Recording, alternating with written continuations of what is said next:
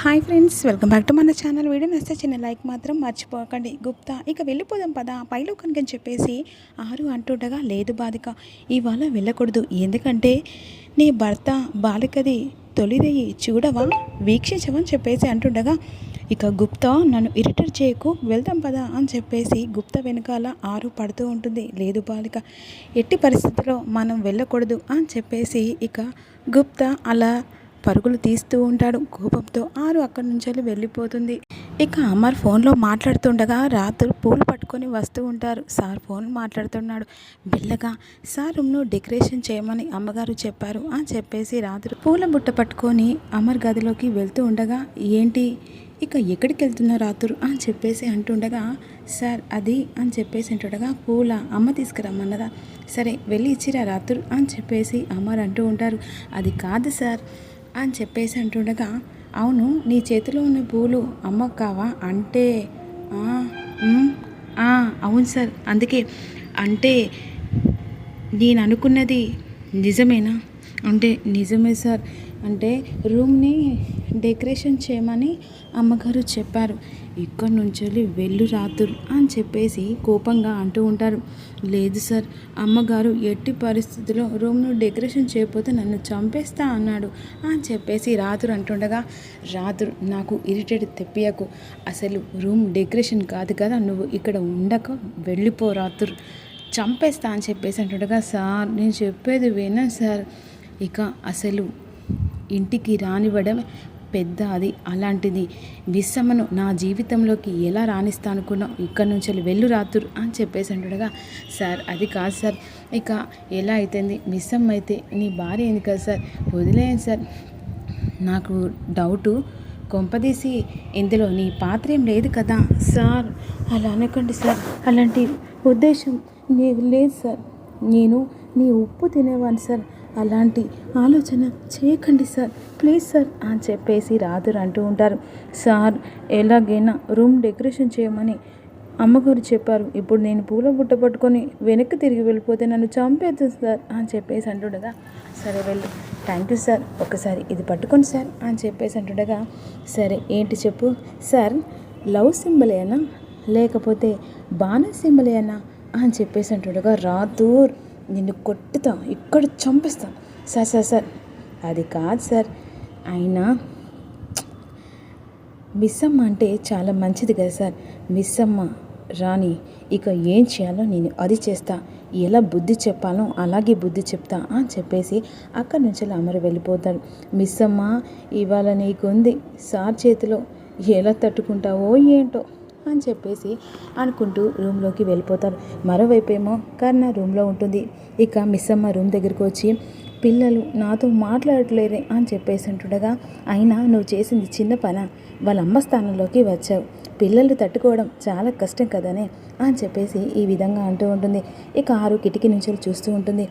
అయినా నువ్వు చేసింది ఏమనుకుంటున్నావే, అలా చేసిన తర్వాత పిల్లలు తట్టుకోవడం అంటే చాలా ఇక చూడాలి కదనే అని చెప్పేసి ఈ విధంగా అంటుండగా, ఈలోపు నిర్మల ఇక ఆరు నగలు చీర పట్టుకొని వస్తుంది.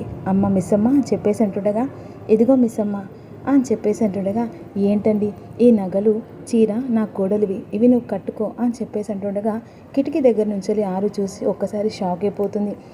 అంటే ఇప్పుడు ఇవి ఎందుకు కట్టుకోవాలండి, దేనికి కట్టుకోవాలి అని చెప్పేసి మిస్సమ్మ అంటుంది. అంటే కట్టుకోమ్మా నా కోడలు నగలు, ఇక నా కోడలు చీర అని చెప్పేసి అంటూ ఉంటుంది. అంటే ఇప్పుడు కట్టుకోవాలనా అని చెప్పేసి మిస్సమ్మ అంటుంది. తీసుకో తీసుకో మిస్సమ్మ అని చెప్పేసి అంటుండగా, అరే తీసుకోవే తీసుకో అని చెప్పేసి వెంటనే చేతిలో పెడుతుంది. సరే తొందరగా రెడీకా అని చెప్పేసి అక్కడి నుంచి నిర్మల వెళ్ళిపోతుంది. ఏంటి ఇప్పుడు ఈ చీర కట్టుకోవాలనా, ఎందుకే, దేనికి కట్టుకోవాలి అసలు అని చెప్పేసి మిస్సమ్మ అంటుంది. ఎందుకంటే నువ్వు ఈ చీర కట్టుకున్నావనుకో, ఇక సేమ్ చచ్చిపోయిన ఇక అరుంధతి లాగా ఉంటావు, అంతేకాకుండా పిల్లలకు కూడా దగ్గరైపోతావే అని చెప్పేసి ఇక కరుణ అంటూ ఉంటుంది. నిజమానే, నిజంగా చెప్తున్నా, నువ్వు వెళ్ళి రెడీ కావే అని చెప్పేసి అంటుండగా, సరే అని చెప్పేసి అక్కడి నుంచి వెళ్ళిపోతుంది. ఇక మరోవైపేమో రూమ్లో కూర్చొని మాట్లాడుకుంటూ ఉంటారు నిర్మల భర్త. అయినా ఏంటి నిర్మల, ఇప్పుడు కోడలు నగలు చీర ఎందుకు ఇచ్చావు అంటే ఇక ఎట్టి పరిస్థితిలో మిస్సమ్మ మన ఇంటి కోడలు కదా, అందుకే నేను నగలు ఇచ్చాను, చీర ఇచ్చాను చెప్పేసి అంటుండగా మాటలన్నీ మనోహరిని షాక్ అయిపోతుంది. అంతేకాకుండా ఇక నా మాట మన్నించి 2 మెట్లు కిందికి దిగి ఇక మిస్సమ్మను పెళ్లి చేసుకున్నాను, తన జీవితంలో స్థానం ఇచ్చాడు అని చెప్పేసి నిర్మల అనుకుంటూ ఉంటుంది. ఈ మాటలు వింటూ ఉంటుంది. ఎలా అయితేంది, వాళ్ళు నిండు నూరేళ్ళు 100 ఏళ్ళు హ్యాపీగా ఉండాలి, అదే నా కోరిక. ఇక ఆరుతో ఆగకుండా మిస్సమ్మతో జీవితాంతం నిండు నూరేళ్ళు ఉండాలని చెప్పేసి అనుకుంటుండగా ఎలా ఉంటుందో నేను చూస్తాను. అయినా ఇక వాళ్ళు ఇద్దరిని కలవకుండా చేసేదే నా పని అని చెప్పేసి మనోహరి అక్కడి నుంచి వెళ్ళిపోతుంది. గుప్తా ఎక్కడున్నావు అని చెప్పేసి గుప్తా దగ్గరికి వస్తుంది. గుప్తా అసలు ఏమనుకుంటున్నావు, మా అత్తయ్యగారు నా నగలు నా చీర ఇవ్వడం ఏంటి, ఇక మీ అత్తయ్య నగలు చీర ఇచ్చిందంటే నువ్వు ఏకంగా నీ తాళినే ఇచ్చావు, ఇది తప్పు కదా, ఏకంగా నీ జీవితాన్ని ఇచ్చావు, నీ తప్పు కదా, అలాంటిది ఇక తను చీరిస్తే తప్పచ్చిందా అని చెప్పేసి గుప్తా ఆరు మీద ఎగురుతూ ఉంటాడు. అక్కడి నుంచి వెళ్ళిన తర్వాత గుప్తా నీ సంగతి చెప్తా ఆగు అని చెప్పేసి అనుకుంటూ ఉంటుంది. ఇక మరోవైపేమో అమర్ రూమ్లోకి మనోహరి వెళ్ళిపోతుంది. ఇక వెళ్ళిన తర్వాత అమర్ అని చెప్పేసి అంటుండగా ఈలోపు పూలను చూసి ఒక్కసారిగా ఇరిటేట్ పడుతూ ఉంటాడు. ఇక అక్కడే పక్కన రాత్రి వింటూ ఉంటారు. అమ్మ నువ్వు చేసింది నాకు నచ్చలేదు అని చెప్పేసి అంటుండగా ఏం చేశాను అని చేసి అంటుండగా ఇక మిస్సమ్మను తిట్టడం నాకు నచ్చలేదు, ఎందుకంటే తన్ని జీవితంలో వచ్చింది అందుకని తనని తిట్టడం ఏం నచ్చలేదు, తను చేసింది పొరపాటే, ఎందుకంటే నగలు కొట్టేయడం ఇవన్నీ చేయడం అది చేసింది పొరపాటే, కాకపోతే తనని జీవితాన్ని ఇక మీకు అంకితం చేసి మిమ్మల్ని పెళ్లి చేసుకుంది, అంతేకాకుండా పిల్లల్ని ఇంటిని తను చూసుకోవాలి, ఇంటి కోడలు కాబట్టి తనని నీ జీవితంలో ఆహ్వానించు అమర్ అని చెప్పేసి అంటూ ఉంటుంది. లేదు మిస్సమ్మ నన్ను మోసం చేసి పెళ్లి చేసుకుంది, ఎట్టి పరిస్థితుల్లో 6 స్థానం తప్ప నేను ఎవరికి ఇవ్వను అని చెప్పేసి అమర్ అంటూ ఉంటారు. అయినా నువ్వు ఇలా ఎలా ఆలోచిస్తున్నావు మనోహరి, నీ స్థానంలోకి ఇక మోసం చేసి మిస్సమ్మ వచ్చింది, అయినా నీ మంచితనాన్ని ఇలా ఎలా అని చెప్పేసి అమర్ అనుకుంటూ ఉంటాడు. అంటే నా మంచితనం అనేది ఇక నా జీవితం ఇలాగే ఉందేమో, ఇక అంతేకాకుండా నేను అనాదిలాగానే ఉండిపోతానేమో అని చెప్పేసి అంటుండగా ఎట్టి పరిస్థితిలో మిస్సమ్మ నా జీవితంలోకి రానివ్వను, ఇక నా లైఫ్లో కాదు కదా నా పక్కన కూడా తనకి స్థానం ఉండదు అని చెప్పేసి ఈ విధంగా అని అక్కడి నుంచి వెళ్ళిపోతాడు. నాకు కావలసిందా అదే అని చెప్పేసి ఇక మనోహరి వెళ్తుండగా రాతుడు పక్కనుంటాడు. ఏంటి రాతుడు వింటున్నావన్నీ, ఇక మంచిగా మారిన అనుకుంటున్నావా, కాదు మిస్సమ్మను అమ్మని వీడకొట్టడానికి ఈ ప్లాన్ వేశాను అని చెప్పేసి ఈ విధంగా అనుకుంటూ ఉంటుంది. అక్కడి నుంచి వెళ్ళిన తర్వాత ఇక రైడ్ అయి కిందికి వస్తూ ఉంటుంది. మరోవైపు అందరూ చూస్తూ ఉండగా ఒక్కసారిగా మిస్సమ్మని చూసి మనోహర్ షాక్ అయిపోతుంది. అయినా ఏంటి మిస్సమ్మ సేమ్ ఇక అరుంధతమ్మలాగా ఉంది అని చెప్పేసి కంగారు పడిపోతూ ఉంటారు. అందరూ అలాగే చూస్తూ ఉంటారు. ఇక కిటికీ దగ్గర నుంచి కూడా ఆరు చూస్తూ ఉంటుంది.